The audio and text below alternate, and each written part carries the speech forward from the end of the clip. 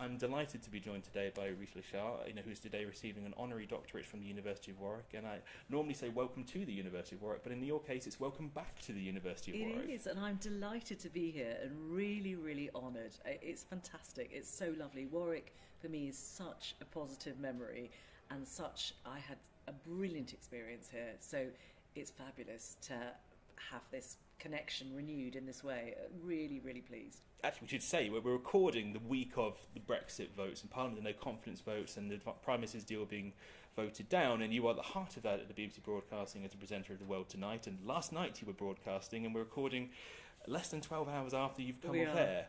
How is it at the moment to be in the thick of things? It's intense. It's very, very intense. I think there is so much happening, but at the same time there is that sense of almost nothing happening as well. I don't think we have ever known a time like this in British politics. I've kind of been following British politics reasonably closely for the last 30 years, and of course there are major events. You think to the lead up to the Iraq War, or even the Maastricht debates of the 90s, the formation of the coalition. These were all big things, but it is the sense of there's a political event that is happening that's enormous, and the way in which Parliament is interacting with the executive, but also the context within the rest of the world. You had the Japanese Prime Minister here a few days ago saying, the world wants Britain to make a Brexit deal, to not leave with a no deal Brexit. The idea that the rest of the world is watching us and is waiting for this decision, it's extraordinary. So there's the micro level, the politics that's going on right in front of us, which is fascinating and terrifying at times, and then there's this bigger picture. And those events you were talking about previously, the coalition and Maastricht and the like, you're dealing with sort of, yes, there was 24-hour news, but it wasn't sort of the 24-second news. There is now the constant flow of tweets, the constant amount of information to process. And the World Tonight is that opportunity to reflect on these issues, to put things into context. How important do you think, as a broadcaster and a journalist, is to have that space now? Because during our days, we're just bombarded with information. I think this is the challenge, actually, for us as broadcasters as well. News is everywhere. You get headlines on your phone as soon as they happen. But how do you get that sense of perspective? And it's hard. I think it's a challenge every day. News also doesn't stop in the way that it did. There were cycles of news. We used to talk about, the news cycle ending at 9 or at 6, or that's no longer true. I think you just have to choose an end point and then stand back and accept that even in that hour, things will have happened and things will change your view. And in fact, Brexit's very interesting on that. People often say to me, so what do you think is going to happen? And I'll say, well, I'm going to tell you what I think will happen today, but ask me the same question tomorrow and I'll give you a completely different answer. So I think that, in a way, is a very accurate reflection of how difficult it is to reflect. And people often talk about journalism as the first draft of history. Well, gosh, this is history moving apace, and I look forward to somebody writing about these events in 30 years' time. I'm not sure what they will make of them. And sort of having that front row seat of what's going on at the minute, and interviewing the people involved, and sort of hearing the discussions of MPs and the like. Did you ever think when you were here as a student that you would have that front seat? Was that an ambition you had? Oh, yes and no.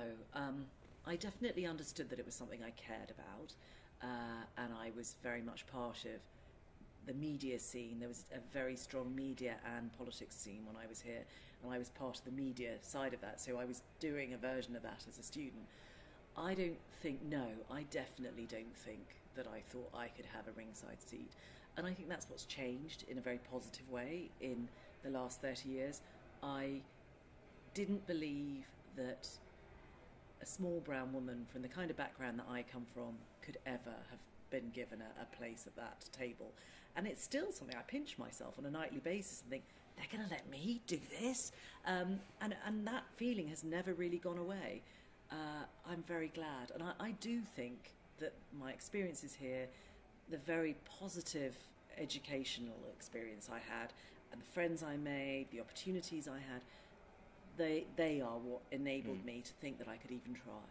And what does it mean to you to be a Warwick graduate, to carry the university with you and to come back again? Oh, I'm tremendously proud. I mean, almost comically so, I would say.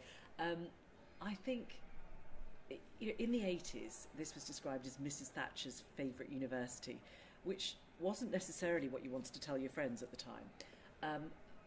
Now, Warwick has this fantastic reputation. Mrs. Thatcher was right. It's a university that's gone on to do amazing things and has grown. It has a huge reputation. So I feel tremendously proud of that I picked a place that was on the up.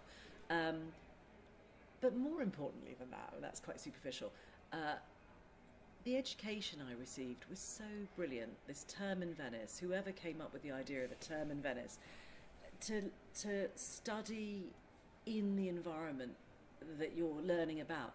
Obviously, people do that. If you're a biologist or a geologist or something, you're going to go to where the stuff is. You're going to go to the rocks. Yeah. You don't do that in the arts nearly so much. It was an extraordinary experience, and that has never left me. So I feel tremendously proud of this institution that gave me this amazing experience. I think, Warwick is a university which is only about 54 years old. Yeah. My memory serves me right, and sort of Warwick and Venice opened up 2 years after the university started. We've always been an international university. And thinking about those you'll be graduating alongside this morning during the ceremony, what one piece of advice would you give to your fellow graduates of the university today? There's a talk I do in schools, which is the idea is to inspire much younger people than the people who will be graduating today, to inspire them to think about what they want to do with their lives. And the thing that I always say is, it's not who you are, it's who you become. And I think anybody who is graduating today has clearly done something amazing with their life already. They've dedicated themselves to an academic subject. Life is unknowable, and that in itself is an opportunity. So don't worry about whether you feel a bit of an imposter, whether you feel a bit uncomfortable in the shoes that you're wearing today. Just think about where you want to go and head in that direction.